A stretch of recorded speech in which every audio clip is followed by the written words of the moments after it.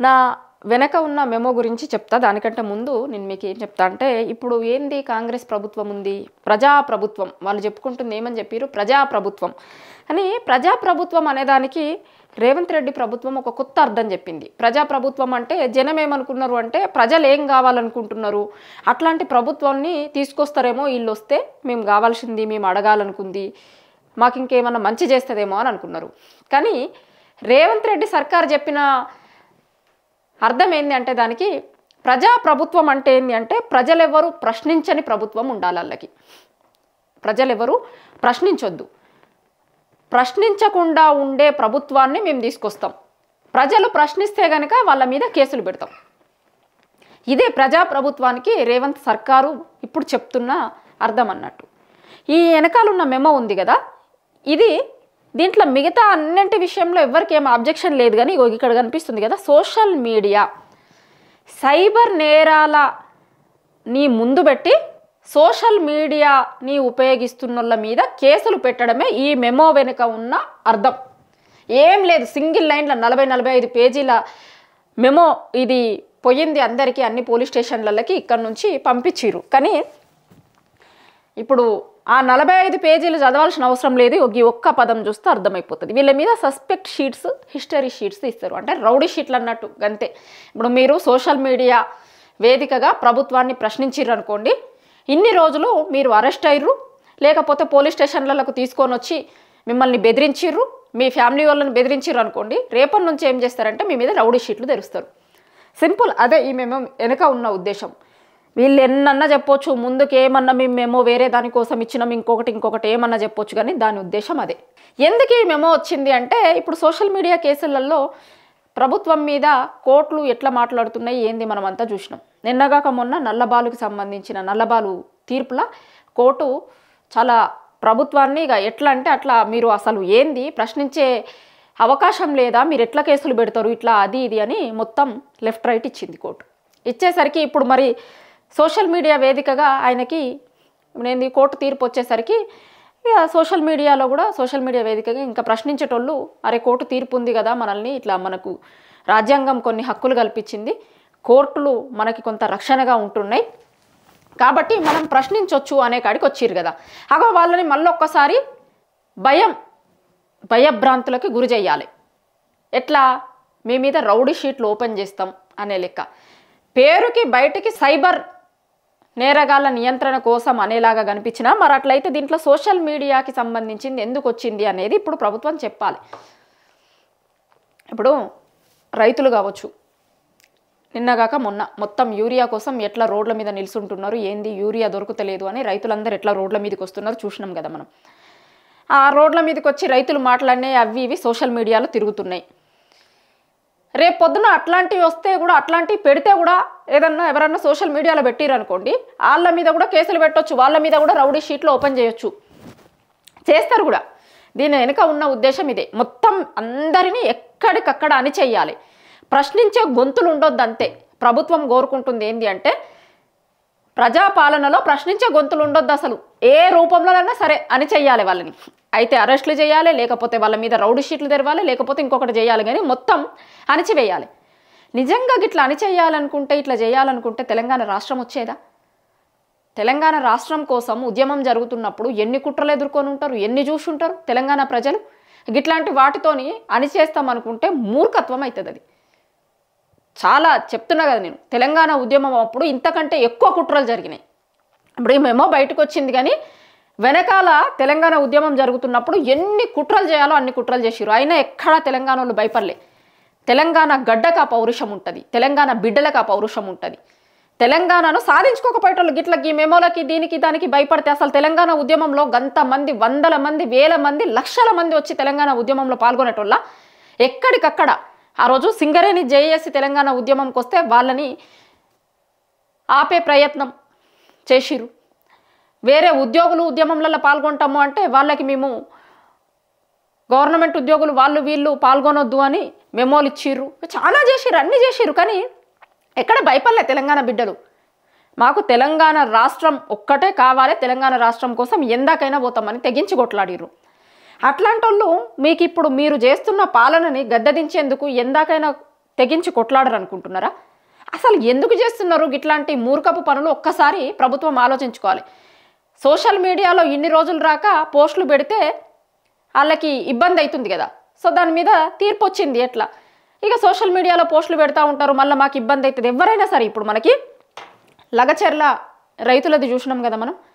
లగచెర్ల రైతులు కావచ్చు, దిలావర్పూర్ల ఫార్మాసిటీ గురించి, ఫోర్త్ సిటీ గురించి, ఇంకా రకరకాలుగా భూములు గుంజుకుంటామన్నప్పుడల్లా రైతులు రోడ్ల మీదకి వచ్చి నిరసనలు చేస్తే రైతులను అరెస్ట్ చేసిరు, బేడీలు వేసుకొని తీసుకొని పోయారు. అదంతా కూడా చూసినాం మనం, మన కండ్ల ముందే ఉంది. లగచెర్లను అయితే ఇండ్ల మీదకి వచ్చి ఆడోళ్ళని పిల్లలని కూడా చూడకుండా ఎంత దారుణంగా బిహేవ్ చేసిర్రో కూడా మన కండ్ల ముందు ఉంది. నేను చెప్తుంది కాదు, అది ఎన్హెచ్ఆర్సీ కూడా చెప్పింది. చాలా దారుణంగా ప్రవర్తించిర్రు పోలీసులు, అర్ధరాత్రులు వాళ్ళ ఊర్ల మీదకి పోయి వాళ్ళ ఇండ్ల మీదకి పోయి అనేది చెప్పింది. అట్లా అటు దిక్కు వాళ్ళు నిరసనలు చెప్తున్నారు, యూరియా దిక్కు ఇంకొక దిక్కు, ఒక దిక్కు నిరుద్యోగులు వాళ్ళకి జాబ్ క్యాలెండర్ ఇయ్యరి అని రోడ్ల మీదకి వచ్చి కూర్చుంటున్నారు. అట్లా ఏ సెక్షన్ తీసుకో, మీరు చేస్తాము అని చెప్పిన ప్రతీది కూడా మీరు డోకా ఇచ్చింది, ఏది కూడా చెయ్యండి. మేము 2 లక్షల ఉద్యోగాలు ఇస్తాము అన్నారు, జాబ్ క్యాలెండర్ రిలీజ్ చేస్తాము అన్నారు. రైతులకి కనీసం యూరియా సరిపోయేంత యూరియా కూడా ఇస్తలేరు. మీరు యూరియాల కోసం కూడా రోడ్ల మీదకి వచ్చి అడుక్కునే పరిస్థితి వచ్చింది రైతులకి. ఇంకా ఇవన్నింటిని రేపు పొద్దున మీరు గిట్ల మా ఊర్లోకి సమస్య ఉంది, మా ఊర్లో గిట్లుంది అనేది కనుక సోషల్ మీడియాలో పెడితే మీ మీద ఇప్పుడు రౌడీ షీట్లు కూడా తెరుస్తారు అన్నట్టు. ఎందుకు ప్రశ్నించే, ఇప్పుడు వాళ్ళకి కావాల్సినది అడిగితే రౌడీలు అయిపోతారా? వాళ్ళు రౌడీ షీట్లు తెరుస్తారు వాళ్ళ మీద. మనకి ప్రభుత్వాలు మేము ఇవి చేస్తాము అవి చేస్తాము అని అధికారంలోకి వస్తాయి, వచ్చిన తర్వాత చెయ్యకపోతే ప్రజలు ప్రశ్నిస్తారు కదా. ఇప్పుడు మీరు అన్నీ చేసిర్రు అనుకోండి, ఇంత భయం ఎందుకు అవుతుంది? కేసులు పెడతాం, రౌడీ షీట్లు ఓపెన్ చేస్తాం అనేంతవరకు ఎందుకు పోతున్నారు? ఎందుకంటే మేము ఏం చేయలేదు కాబట్టి ఇంకా రేపు పొద్దున ఇంకా ఘోరంగా ప్రశ్నిస్తారు, ఇంకా ఇబ్బంది అవుతుంది మాకు అని ఇగో ఇట్లా భయపెట్టే ప్రయత్నం అన్నట్టు. మేము ఏం చేసైనా సరే గొంతులు నొక్కే ప్రయత్నం చేయాలి. ఇప్పుడు ఇక్కడనే ఇంకో కొంతమంది గురించి కూడా మాట్లాడుకోవాలి మనం. మేధావుల గురించి అసలు ఏం మాట్లాడిరు గత ప్రభుత్వం ఉన్నప్పుడైతే మొత్తం చక్కగా లేనే లేదు, నిర్బంధాలు ఉన్నాయి అన్న లెక్క మాట్లాడారు. మరి దాని మీద ఎందుకు మాట్లాడతలేరు? ఒక్కరికి కూడా నోళ్ళు ఎందుకు లేస్తలేవు? అంటే కనిపించలేదా మరి ఈ జీవో ఏమన్నా, ఈ మెమోలు ఏమన్నా కనిపిస్తలేవా? లేకపోతే కనిపించి కూడా ఇట్లనే మంచిగా ఉంది, మేము ఇదే కావాలనుకున్నాం, ఇదే కావాలి జనంకి అనుకుంటుర్రా? చాలామంది మేధావులు అంతకుముందు ఏదో గింతంత జరిగితేనే అంత జరిగింది ఇంత జరిగింది అన్న లెక్క మాట్లాడిరు కదా. గింత అక్రమ నిర్బంధాలు చేస్తున్నప్పుడు, లేకపోతే రౌడీ షీట్లు తెరుస్తాము అని మెమోలు బయటకు వచ్చినప్పుడు ఇప్పటికీ కూడా ఎందుకు మాట్లాడరు అసలు మేధావులు అనేటోళ్ళు? అసలు అర్థమే అయితలేదు. తెలంగాణలో అసలు మేధావుల సెక్షన్ ఉందా, ఉంటే ఏం చేస్తుంది, ఎందుకు నోర్లు మూసుకొని ఉన్నారు అనేది ఇవాళ తెలంగాణలో ఉన్న ప్రతి ఒక్కరు ఆలోచించుకుంటున్నారు. ఇక మళ్ళీ వీళ్ళు ఏం చెప్తారు, కాంగ్రెస్ ప్రభుత్వం ఏం చెప్తుంది, మేము ఎవరైనా వచ్చి మాకు దరఖాస్తులు ఇవ్వచ్చు, లేకపోతే మేము ఇందిరా పార్క్ దగ్గర ధర్నాలు చేసుకోవచ్చు, నిరసనలు చెప్పొచ్చు, ఏమన్నా చేయొచ్చు, మేము అన్నీ తీసుకుంటాం, జనాల దగ్గర నుంచి ఏం ఫీడ్బ్యాక్ వస్తే ఆ ఫీడ్బ్యాక్ తీసుకుంటాం, ఇంకేమన్నారు, లేకపోతే మేము ఇక్కడ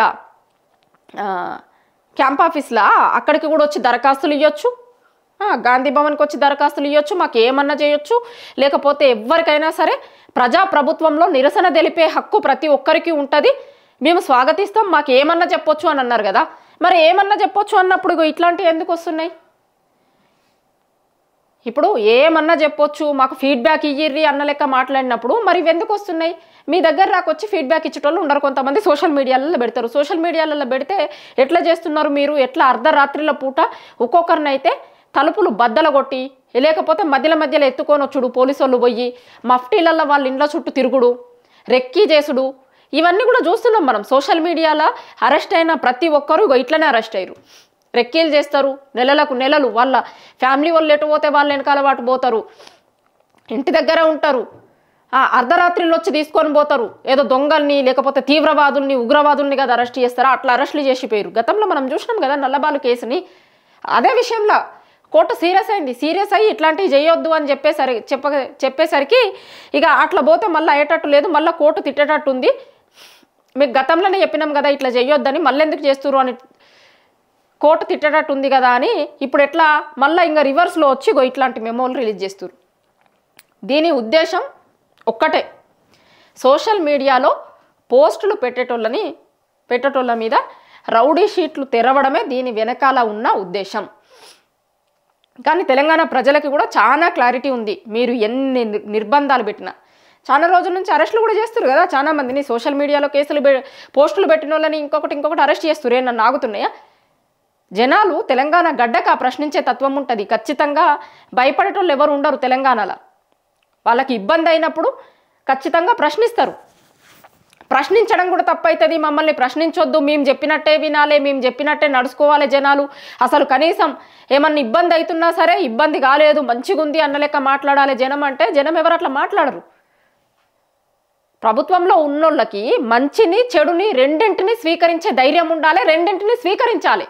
కానీ మేము చెడు జరిగితే దాన్ని మేము తీసుకోము, నువ్వు ఇది గిన్నె తప్పు జరిగింది అని చెప్తే మేము మీద రౌడీ షీట్లు తెరుస్తాము అని అంటే ఎట్లా న్యాయం అవుతుందో తెలంగాణ ప్రజలు డిసైడ్ చేస్తారు.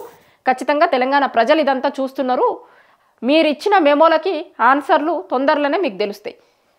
జనం అంతా అబ్జర్వ్ చేస్తున్నారు. అన్నింటికి టైం వచ్చినప్పుడు ఖచ్చితంగా సమాధానం చెప్తారు.